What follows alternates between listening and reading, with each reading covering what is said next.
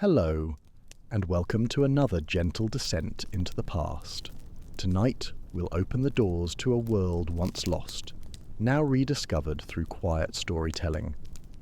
Perhaps you're lying still beneath the covers, the comforting weight of your blanket a stark contrast to the historical anxieties we'll explore. Or maybe you're letting the last hours of the day melt away, the fading light mirroring the slow extinguishing of hope we'll encounter. Either way, I'm honoured to have you here, sharing this contemplative space. Let me know in the comments where you're tuning in from. Are we continents apart, separated by vast oceans, or just a few time zones away, both listening as the stars begin their slow, eternal emergence across the darkened sky? If you find solace in resting to soft-spoken tales and thoughtful history, if the echoes of bygone eras captivate you, be sure to subscribe. There's so much more to uncover together, so many forgotten lives and chilling realities to bring to light. Picture this. The pre-dawn chill bites at your exposed skin as you stand in the colossal shadow of Hampton Court Palace, its ancient stones looming like a silent, indifferent giant, indifferent to the human drama unfolding within its walls. Your hands, usually steady and skilled from years of practice, are trembling uncontrollably, the fine tremor running up your arms as a royal messenger, his face grim and urgent, pounds on your humble door at dawn, the insistent thud echoing the frantic beat of your own heart, a drum of fear. The year is 1538, a time of brutal power and fragile life, when a king's whim could decide a man's fate, and you've just been summoned, not merely invited, but commanded by royal decree, to serve as personal physician to the most dangerous, unpredictable, and ultimately doomed man in England, Henry VIII. Your heart races, a frantic drum against your ribs, because you know, with chilling certainty, the grim statistics of the king's previous doctors. The whispers have reached your ears, carried on the courtly winds, tales told in hushed tones behind closed doors. Some have fled in terror, abandoning their lucrative careers and fleeing across the channel to safer lands, seeking anonymity over certain death, choosing exile over execution. Others, less fortunate, have been publicly executed for their perceived failures, their heads gracing London Bridge as a stark, gruesome warning to any who might dare to displease the monarch. And the rest, perhaps the most unsettling fate of all, have simply disappeared, swallowed by the unforgiving maw of the Tudor court, their names erased from memory as if they never existed, their very lives expunged from the record. You clutch your worn leather satchel, the cool, smooth leather, a deceptive comfort against your sweaty palm. Its contents a grim testament to medieval medicine, a collection of dubious cures and painful instruments. Inside are primitive surgical tools, crude lancets designed for copious bloodletting, their edges still sharp but rarely clean, rusted bone saws whose very sight promises agony, implements fit for a butcher rather than a healer. Alongside them bottles of volatile, gleaming mercury, believed by the learned men of your time to purge disease, but in truth a slow, insidious poison that would eventually render minds mad and bodies broken, and jars of writhing leeches, squirming sluggishly in damp moss, their plump bodies a testament to the sanguinary practices of the age, eagerly awaiting their next meal of royal blood. You know full well, with a growing sense of despair that threatens to overwhelm you, that these medieval remedies are about as effective as praying to stop a charging bull, a beast of raw, unstoppable force that will trample all in its path. But here's the terrifying truth that clamps down on your chest, stealing your breath and tightening your throat, a truth cold as ice. You have no choice but to try, because refusing the king, to serve him, to deny his absolute will to even hesitate, means certain, agonizing death, perhaps drawn and quartered for insolence, your entrails spilled for the rabble to gawk at. And failing him, failing to achieve the impossible, well, that might mean an even worse fate, a prolonged public spectacle of your professional downfall before the final brutal act, a chilling message sent to any who might follow. Welcome then to your new reality as Henry VIII's doctor, where every diagnosis could be your last, every treatment a gamble with your own life, and where the line between healer and victim becomes horrifyingly thin, blurring until it's indistinguishable, until you can no longer tell who is the torturer and who is the tortured. You're about to discover why being a royal physician in Tudor England wasn't just the most prestigious medical position in the realm, a pinnacle of scholarly achievement and social standing. It was quite possibly the most dangerous, soul-crushing job in all of Europe, a high-stakes performance played out on a stage where the slightest misstep, the faintest sign of doubt, the merest flicker of uncertainty could cost you everything: your reputation, your liberty, your family's future, and ultimately your very head. Your first challenge hits you like a physical blow, a nauseating wave of realization before you even meet the king. It's not the majesty of the palace that overwhelms you, but the pervasive sense of decay. As you're escorted through the labyrinthine palace corridors, the echoing footsteps of your armed guards the only sound, each step amplifying your internal dread, each turn leading you deeper into the heart of the royal nightmare, past tapestries so richly woven they are worth more than entire villages, depicting heroic battles and mythical beasts in vibrant threads, their beauty a jarring contrast to the ugliness within. You catch your first whiff of what awaits you. The stench is overwhelming, a physical assault on your senses, so potent it seems to cling to the very air, permeating your clothes and hair, a nauseating cocktail of rotting flesh, the sickly sweet smell of decay that makes your stomach clench, infected wounds, a sharper metallic tang, almost like stale blood, and bodily fluids that haven't been properly cleaned in weeks, mingling with the heavy, cloying, sweet scent of overwrought perfumes, frankincense and rosewater, attempting, futilely, to mask the omnipresent decay, only succeeding in creating a cloying, sickly sweetness that is almost worse. The courtiers you pass, their faces pale and drawn beneath their fashionable coifs and ruffs, hold perfumed handkerchiefs to their noses, their expressions a mix of grim resignation and carefully feigned indifference, their eyes avoiding yours. They avert their eyes, not wishing to acknowledge the source of the malady, or your grim task, the unpleasant reality of their king's suffering. But you don't have that luxury. You're walking directly toward the source of that smell, drawn by an invisible, putrid thread, like a moth to a grotesque flame, a moth drawn to its own destruction. The massive oak doors, carved with royal crests and intricate designs, depicting the Tudor rose and the king's personal emblems, swing open with a groan that seems to echo your own internal dread, hinges protesting against their great weight, revealing the chamber beyond. And there he is, Henry VIII, King of England, defender of the faith, the supreme head of the Church of England, master of all he surveys, and now your new patient. But this isn't the robust, athletic monarch from his younger portraits, the golden-haired, athletic jouster of courtly legend, radiating strength, virility, and indomitable will. This is a man transformed, ravaged by time and illness, by excess and indulgence, into a living nightmare of medical horrors, a monument to physical collapse and barely contained rage, a man on the precipice of madness. At 47 years old, an age often considered elderly in this unforgiving era where life was short and brutal, Henry weighs nearly 400 pounds. His body, a bloated monument to excess and decay, strains visibly against the elaborate silks and velvets of his attire, the seams pulled taut, threatening to burst, unable to contain his massive bulk.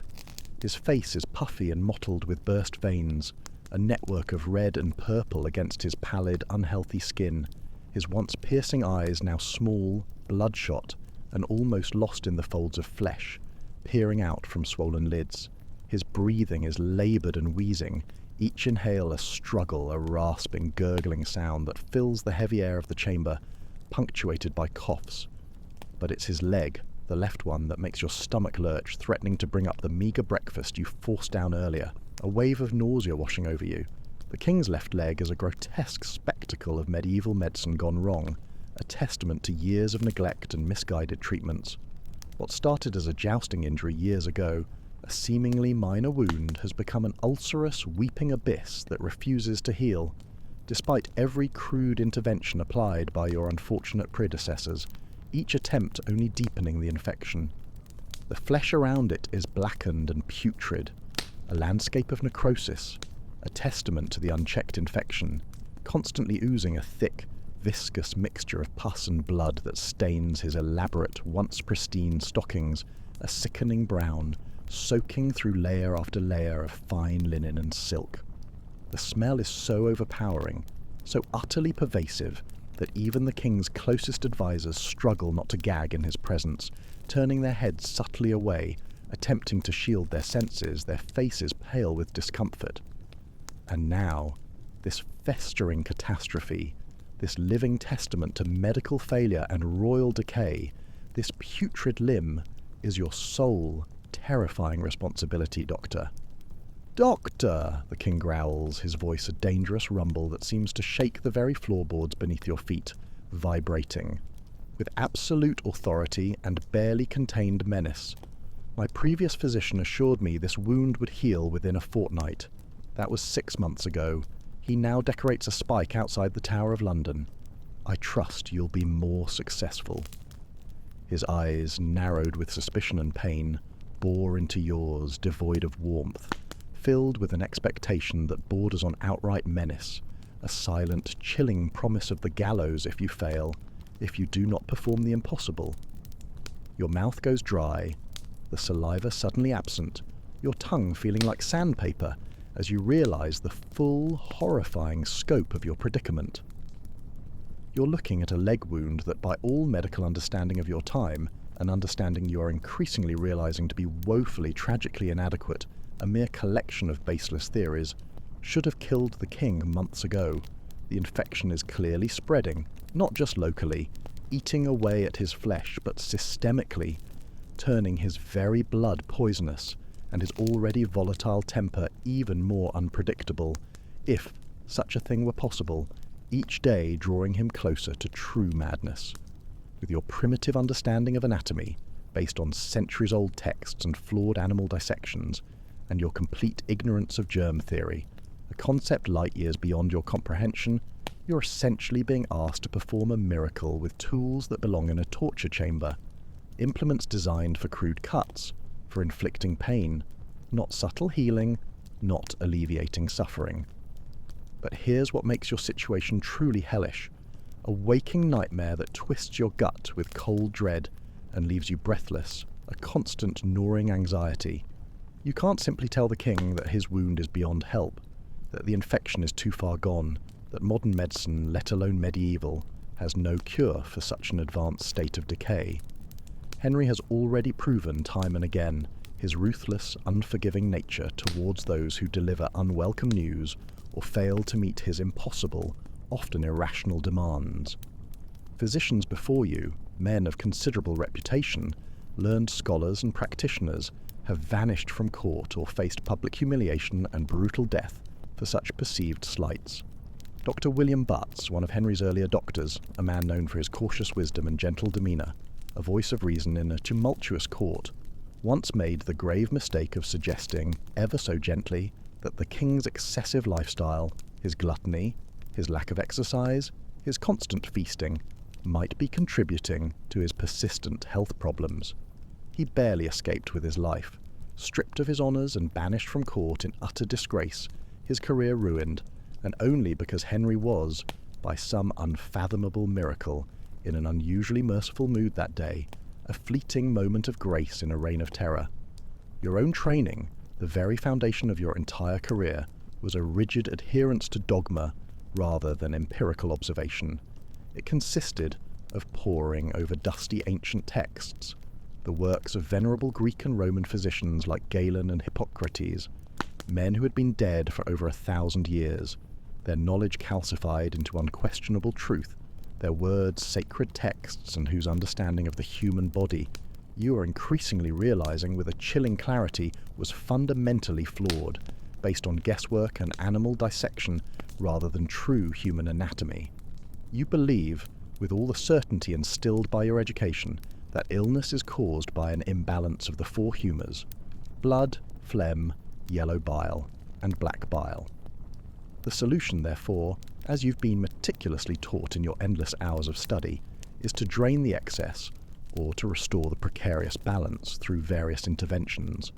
Your treatment options are thus tragically limited to barbaric practices: indiscriminate bloodletting, opening veins to drain pints of life-giving fluid, weakening the patient, aggressive purging that racks the body with violent vomiting and diarrhea, dehydrating and exhausting them, administering toxic mercury compounds in the desperate, misguided hope of curing unseen maladies like syphilis, a slow poison, and applying squirming leeches to draw out bad blood, clinging like grotesque jewels, their suckers a grim sight.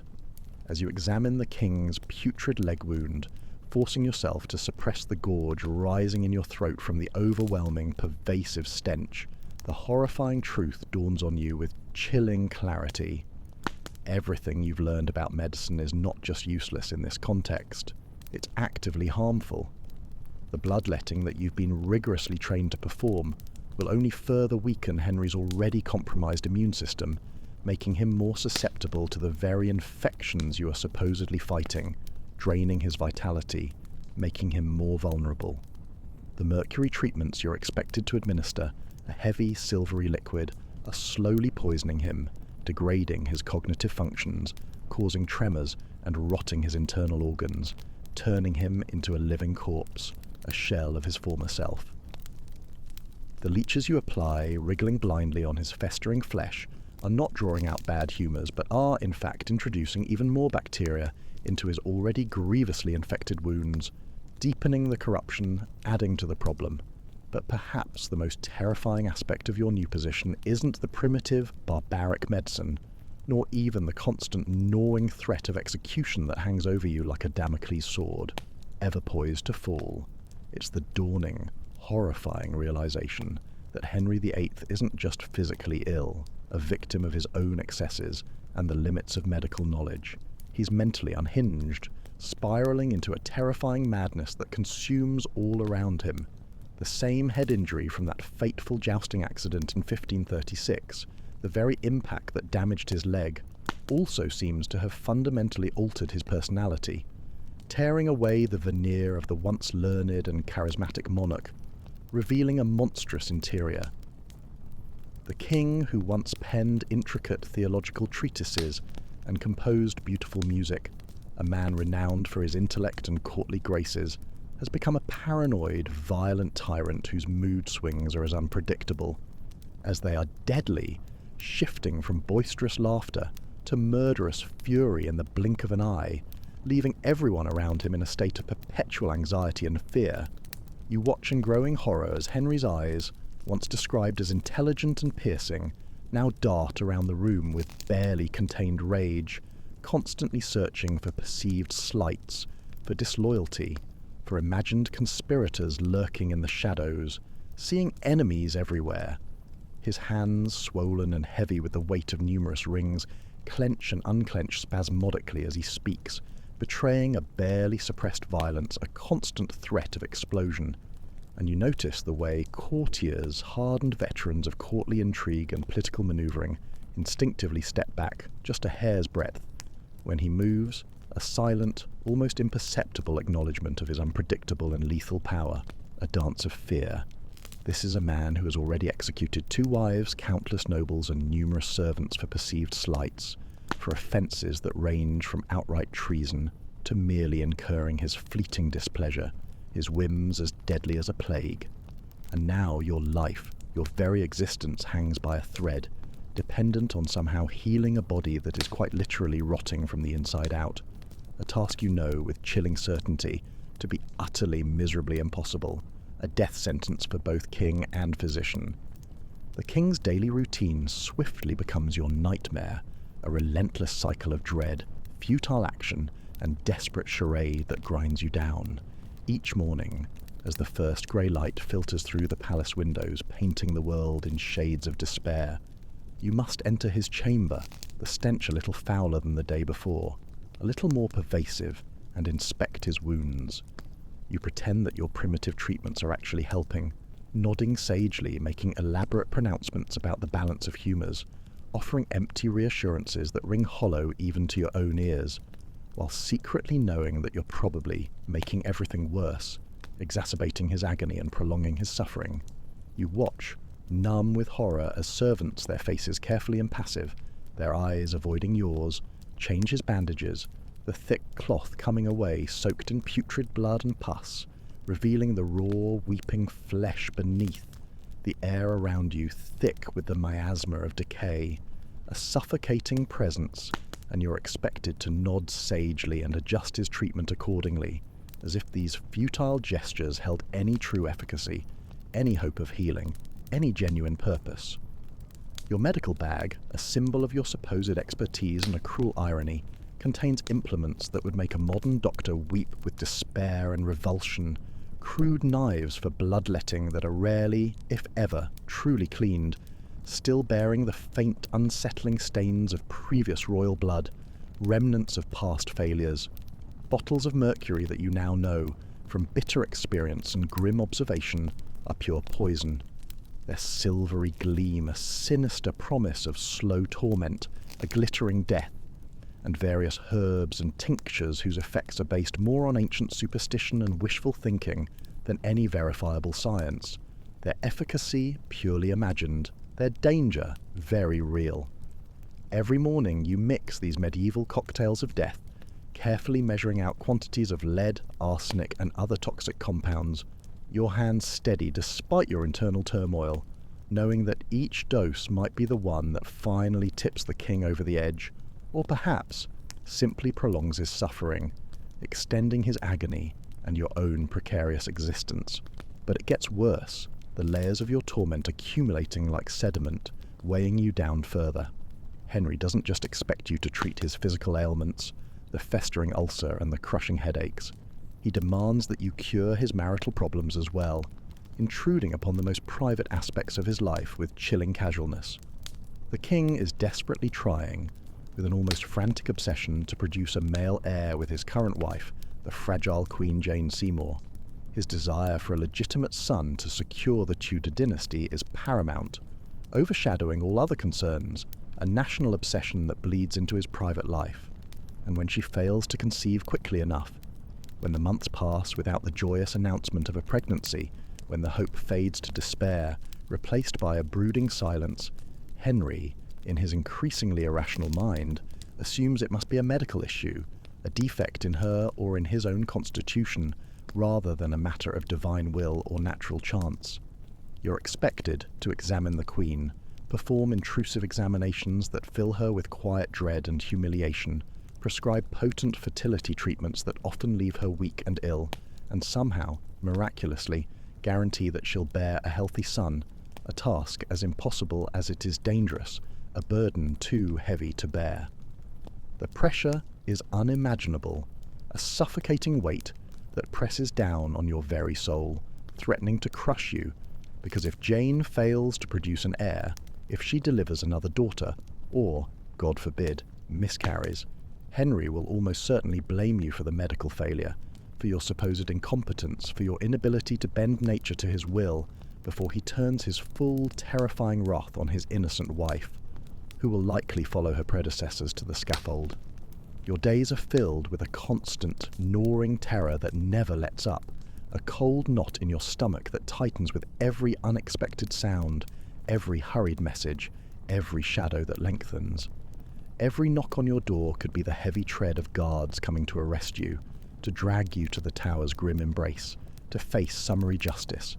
Every summons to the king's chambers, even for a minor complaint, might be your last, a prelude to your doom, the final curtain call on your life. You've seen what happens to those who displease Henry, the public spectacles of his retribution, etched into the collective memory of the court. The executions are public, brutal, and designed to send a chilling message to anyone who might dare to. Cross the king to defy his will. The king particularly enjoys watching his enemies suffer, prolonging their agony for maximum impact, a perverse pleasure that chills you to the bone. And as his doctor, you're in the unique position of being both essential to his survival, the last desperate hope of a dying monarch, a valued commodity, and yet completely expendable if you fail to deliver results, a tool to be discarded when its purpose is served, a broken instrument to be tossed aside, The morning mist still clings to the ancient castle walls, a ghostly shroud that seems to muffle sound and light, as you, Henry's personal physician, make your way through the dimly lit, perpetually damp corridors toward the king's chambers. The air is heavy with the scent of old stone, damp rushes covering the floor, and underlying decay, a pervasive odour that seeps into everything. Your leather satchel bounces against your hip, a constant heavy reminder of your terrible burden. Heavy with the crude tools of your trade, each jostle a reminder of your predicament. But calling them tools is perhaps too generous a term for these implements of archaic torture, relics of a superstitious age. What you carry are the instruments of medieval medicine, honed by centuries of misguided tradition and unchallenged dogma, passed down through generations of unquestioning belief, each one more terrifying than the last, and none of them truly capable of helping your royal patient, only of inflicting more pain and speeding his inevitable decline, hastening his journey to the grave. Your fingers trace the cold, unforgiving metal of your phlebotom, a sharp, gleaming blade designed for bloodletting, its edge deceptively inviting, promising relief that never comes, only weakness. This will be your most frequently used instrument in treating the king, a barbaric ritual performed with sickening regularity, draining his very life force, weakening his already struggling body. According to the rigid, unyielding medical wisdom of your time, a wisdom passed down through generations of unquestioning scholars, monks and masters, Henry's festering leg wound, his mounting rage, his chronic headaches, and his general ill health all stem from a fundamental imbalance of the four humours: blood, phlegm, yellow bile, and black bile. The solution, therefore, as you've been meticulously taught in your dusty treatises, is to drain the excess, or to restore the precarious balance through various interventions. Never mind that each bloodletting session, each pint of vital fluid drawn from his already weak body, leaves the already weakened king paler, more irritable, and even more susceptible to the myriad infections that plague him, hastening his descent into the abyss. You pause outside the royal chambers, taking a deep, shuddering breath, desperately steeling yourself for what lies ahead, for the confrontation with decay and fury, the inevitable confrontation with a dying monarch whose very glance can condemn. Through the heavy oak door, intricately carved with mythical beasts and royal symbols, you can already hear Henry's laboured breathing, a rasping, wheezing, gurgling sound that fills the heavy silence of the corridor, and the occasional grunt of pain, a constant reminder of his suffering. At over 300 pounds, the king's massive, bloated frame puts tremendous strain on his heart, already struggling to pump blood through his diseased body, his once powerful physique now a ruin, a testament to his own excesses, and the infected ulcer on his leg has been weeping pus for months, a relentless, putrid fountain of decay that seems to defy all attempts at cleanliness. The stench that greets you when you enter is overwhelming, a cloying, suffocating mixture of rotting flesh, unwashed body, and the heavy, cloying, sweet scent of the herb-scented oils that previous physicians have slathered on the wound to no avail, a desperate attempt to mask the inevitable, to disguise the overwhelming putrefaction. Henry glares at you from his bed, his small eyes nearly lost in the folds of his bloated face, a mask of pain and fury, his gaze sharp and accusatory. "Well?" he demands, his voice a dangerous rumble that seems to shake the very floorboards beneath your feet, vibrating with absolute authority and barely contained menace. "What miracle cure do you bring me today, Doctor?" The sarcasm in his voice is unmistakable, honed by years of failed treatments and broken promises from physicians before you, a testament to his bitter experience, his crushing disappointment in a profession that promises much and delivers little. You've seen what happened to some of your predecessors, men who walked this very path, who faced this very gaze, who now reside in unmarked graves or have become nameless examples. Dr. Butts, who dared to suggest that Henry's diet might be contributing to his problems, was banished from court, his reputation in tatters, his career ended. Dr. Wendy, who failed to cure a particularly severe bout of headaches, simply disappeared one night, swallowed by the silence of the court, and no one at court speaks of him anymore, as if uttering his name would invite the same fate, a chilling warning. You set down your satchel with a soft thud, the sound echoing in the chamber, and begin arranging your instruments on a small table beside the king's massive four-poster bed, its velvet hangings heavy with dust and the pervasive scent of illness. First, the cupping vessels, small glass or metal bowls that you'll heat with a flame from a nearby candle, and then place on Henry's skin, creating a vacuum to draw blood to the surface.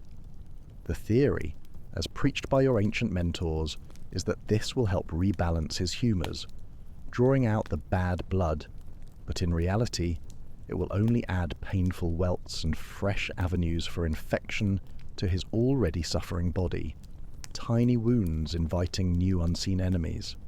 Next, you lay out your collection of herbs and tinctures, each vial a symbol of misguided hope and potent danger. A bottle of mercury for what you believe are signs of the French pox, a terrifying venereal disease that ravages the body and mind, though you'd never dare voice this diagnosis aloud to the king, knowing the explosive reaction it would provoke, likely leading to accusations of blasphemy or worse. Opium mixed with wine to dull his incessant pain, a fleeting solace, a brief escape from agony, though it also clouds his already unstable mind, plunging him into periods of confused delirium and irrationality, and various plant extracts concocted from ancient recipes passed down through generations that are more likely to poison than heal. Their efficacy purely imagined, their danger very real, their ingredients often deadly. Your surgical tools gleam menacingly in the flickering candlelight, throwing long, dancing shadows across the chamber, transforming the space into a macabre operating theatre, a scene from a horrific play. A bone saw, its serrated edge a grim promise, should you need to amputate any part of his rotting leg, a procedure that would surely kill him, a last desperate act of butchery. Cauterizing irons, their tips black and charred from previous uses, stand ready to burn away infected flesh, a procedure so agonizing that even the king, for all his monstrous endurance and capacity for pain, has begged you to stop mid-treatment, his screams echoing through the palace, a chilling testament to the agony, a sound that will forever haunt your nightmares. Crude forceps, their jaws designed for brute force, for extracting pieces of dead tissue, tearing rather than gently removing, and a collection of knives sharp enough to cut, but utterly lacking any understanding of anatomy or infection control, each stroke a gamble with life and death, an act of blind hope and despair. The most disturbing tool in your arsenal isn't made of metal at all, and its presence sends a chill down your spine every time you behold it, a living embodiment of the era's medical barbarity. In a small wooden box, lined with damp moss, you keep a collection of live leeches, their black segmented bodies writhing sluggishly in the confinement, sensing the warmth of nearby flesh, their hunger palpable. These repulsive creatures will latch onto Henry's skin with their tiny, triple-pronged teeth, gorging themselves on his blood while you watch, helpless, and pray that this primitive form of bloodletting will somehow restore his health. A desperate, futile prayer. The sight of dozens of leeches covering the king's swollen, discoloured leg, bloated with his blood, is something that haunts your dreams, festering in your memory, a grotesque, squirming nightmare. But it's considered the height of medical sophistication in 1538, a testament to the era's profound and deadly ignorance. Perhaps most tragic of all, more heartbreaking than any physical torment, more soul-crushing than any fear of execution, is your complete soul-crushing ignorance of what's actually wrong with your patient. You don't understand that Henry's leg wound is infected with bacteria, countless microscopic organisms, unseen armies of decay, far too small for you to see, or even to imagine their existence, their relentless, invisible assault on his body. You have no concept of germs, no knowledge of antiseptic practices, no understanding of how infection spreads from one body to another, or from your uncleaned instruments to the king's flesh, acting as a silent harbinger of death.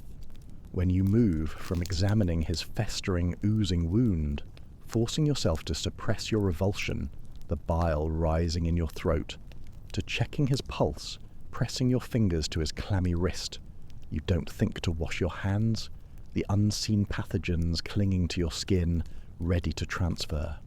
When you reuse the same instruments, wiped cursorily on your already soiled robes, their fabric thick with grime and unseen contaminants, carrying untold armies of bacteria on different parts of his body, you're actually spreading the very infection you're desperately trying to cure, unknowingly sealing his fate, each action a step closer to the grave, a grave you are actively digging.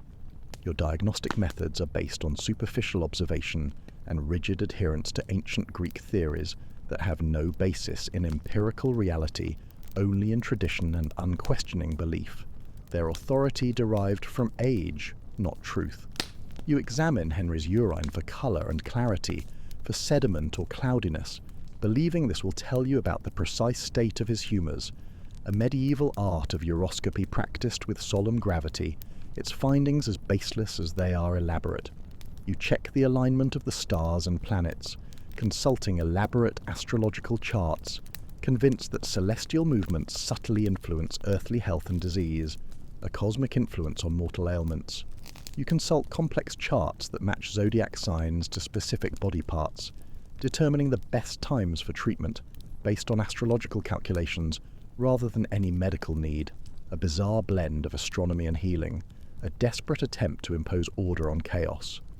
The king's psychological state adds another layer of terrifying complexity to your already impossible task, twisting your duties into a perverse dance of madness.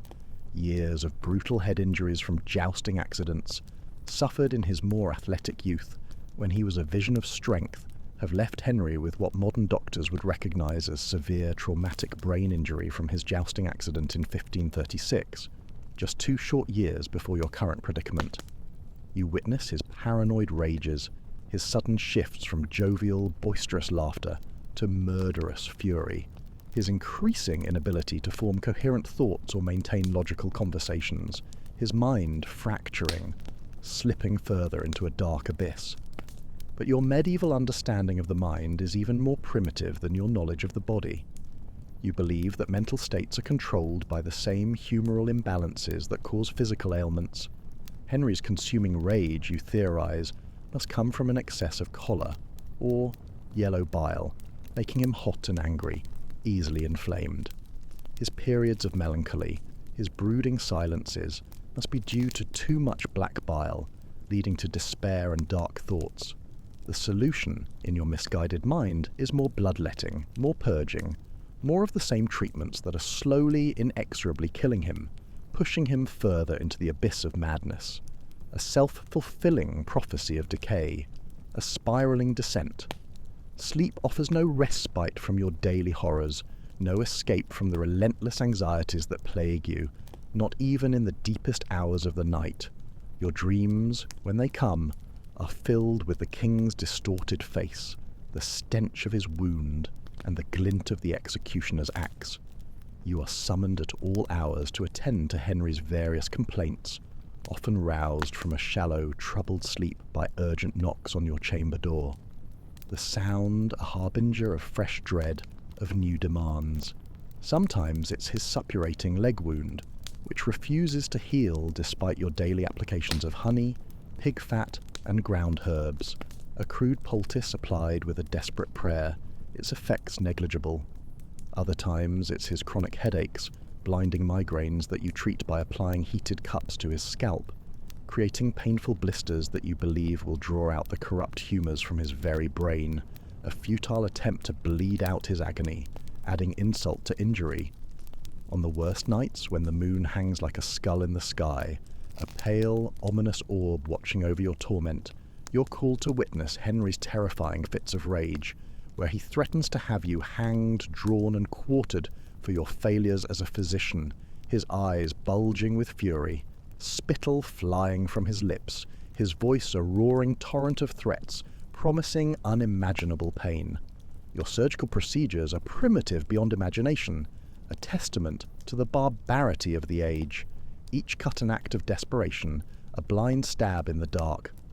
When Henry requires surgery for an abscess, a bulging pocket of pus, you have no understanding of sterile technique, no concept of cleanliness beyond wiping away visible grime.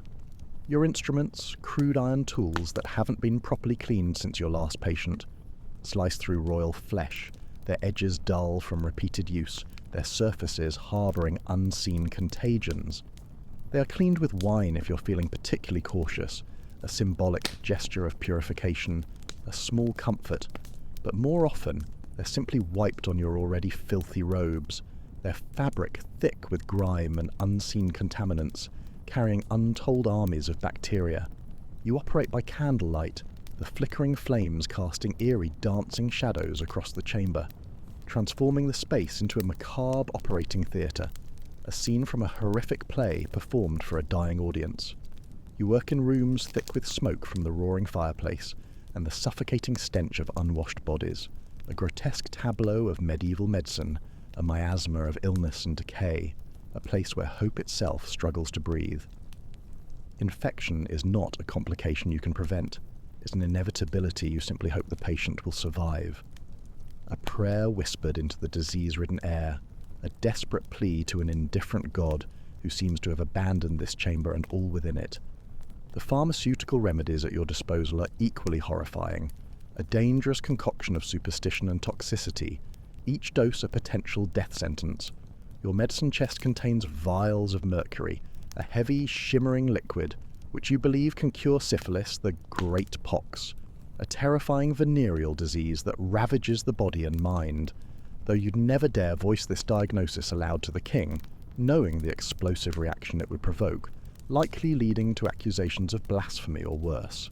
Antimony, a toxic metal for various ailments, watching with grim satisfaction as patients develop violent vomiting and diarrhea that you interpret as the body heroically purging itself of disease rather than succumbing to poison, the symptoms mistaken for a cure, the suffering seen as healing. Your pain remedies include opium when you can obtain it, a rare and precious commodity, a fleeting escape from agony, a brief moment of oblivion. But more often, you rely on copious amounts of alcohol, or simply tell patients to pray for divine intervention, as if faith alone could stem the tide of physical agony, as if God listened to such pleas in this palace of despair. Henry's diet, which you are expected to regulate for his health, a testament to the era's culinary excesses, consists of massive quantities of roasted meats, piled high on platters, rich white bread, and copious amounts of strong ale consumed throughout the day, a constant indulgence.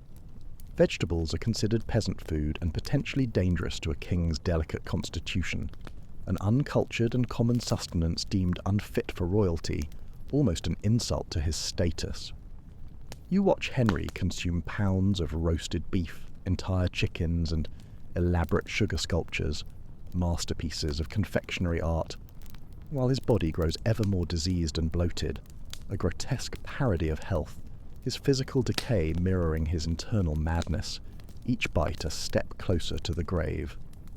When he complains of digestive problems, you, bound by the medical wisdom of your time, prescribe more meat and wine, believing that rich foods will strengthen his constitution, unknowingly exacerbating his underlying conditions, digging his grave with every spoon, every false remedy.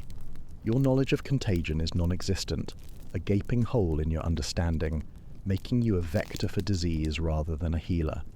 You move directly from treating plague victims, their bodies covered in swollen, weeping buboes, their breath ragged, to examining the king without washing your hands or changing your clothes, carrying the unseen seeds of pestilence, oblivious to your role in spreading death.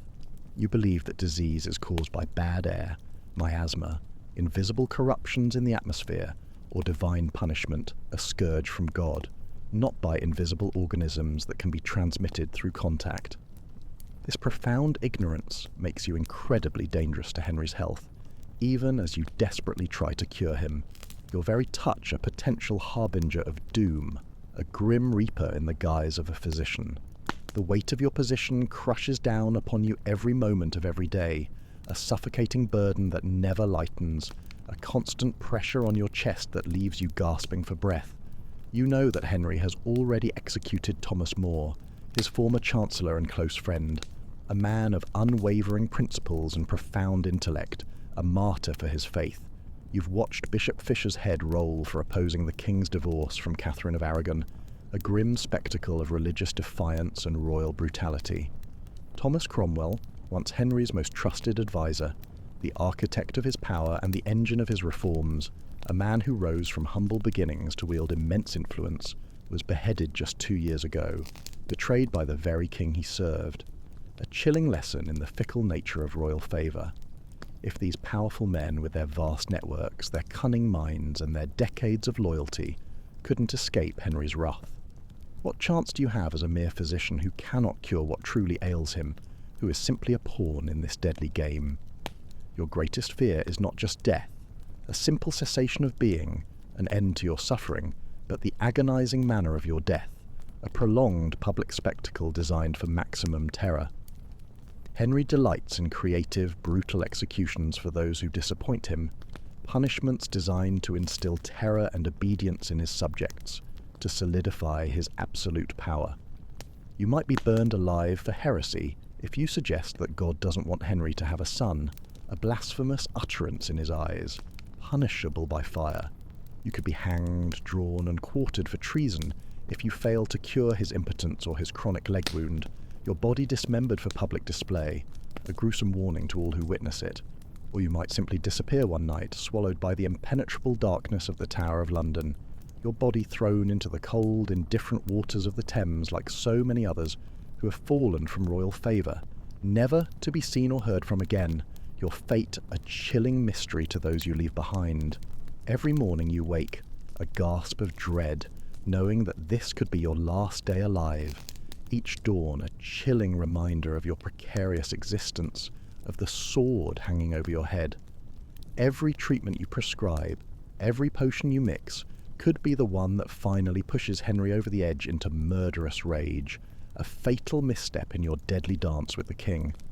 Every failure to ease his excruciating pain brings you closer to joining the growing, grim list of those who have tried and failed to serve the most dangerous, unpredictable monarch in English history, another name added to the roll call of the dead. You are trapped in a nightmare of ignorance, brutality, and terror, with no escape except death itself, a fate that looms larger with each passing hour, a shadow lengthening at your heels, following you wherever you go. The very air of the court is thick with unspoken fear, a palpable tension that you breathe in with every laboured breath. Courtiers whisper behind hands, their eyes darting nervously, assessing the king's mood, trying to gauge the danger. You, however, are forced to be the constant barometer of his deteriorating health, and thus, often, the immediate target of his fury. You see the glint of ambition in the eyes of his new advisers, men like Thomas Wriothesley and Edward Seymour, who would gladly see you fall if it meant gaining a sliver more influence with the king. They offer polite inquiries about Henry's progress, but their smiles never reach their eyes. Each question is a probe, each suggestion a trap. To dismiss their advice could be seen as an insult, a challenge to their growing power. To embrace it might lead to a fatal error. You must walk a tightrope, balancing on the edge of a precipice, with a king on one side and ambitious courtiers on the other. Even the king's jests are laced with a chilling undertone. He might playfully tap your shoulder with his enormous ring-heavy hand, a gesture that feels more like a threat. He might laugh, a booming, unhealthy sound, about a physician in a foreign court who was flayed alive for misdiagnosing a royal cough. You're expected to laugh along, a forced, hollow sound, while your blood runs cold. These are not idle threats. They are reminders of what awaits you should you stray. The isolation of your role is absolute. You are closer to the king than almost anyone, yet you are utterly alone. You cannot confide in other physicians, for they are either rivals or equally terrified. To speak truthfully about Henry's condition, to admit your powerlessness, would be treasonous. You are sworn to secrecy, a silent witness to a slow, agonizing demise, bound by an oath that protects the king's reputation more than his health. The burden of this knowledge, this shared secret of royal decay, eats away at your soul, leaving you sleepless and racked with anxiety. You watch Henry consume massive meals, pounds of meat, gallons of ale, ignoring your subtle attempts to suggest moderation.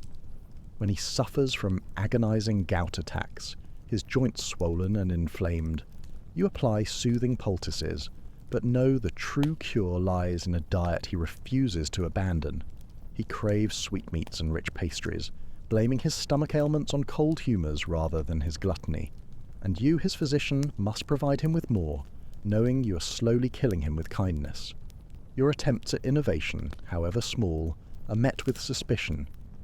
You might have heard whispers from continental Europe of new ideas, of barber surgeons advocating for cleaner cuts, of alchemists dabbling in compounds that hint at true chemical remedies. But to introduce such radical notions to the English court, to challenge the established wisdom of Galen and Hippocrates, would be to risk accusation of heresy or witchcraft. The established medical guild, resistant to change, would denounce you. The king, steeped in tradition, would see it as a challenge to his authority.